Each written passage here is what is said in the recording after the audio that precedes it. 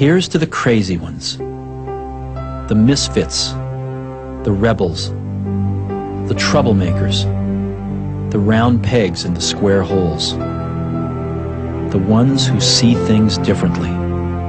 They're not fond of rules, and they have no respect for the status quo.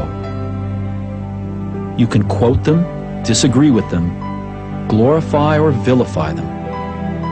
About the only thing you can't do is ignore them, because they change things. They push the human race forward. While some may see them as the crazy ones, we see genius.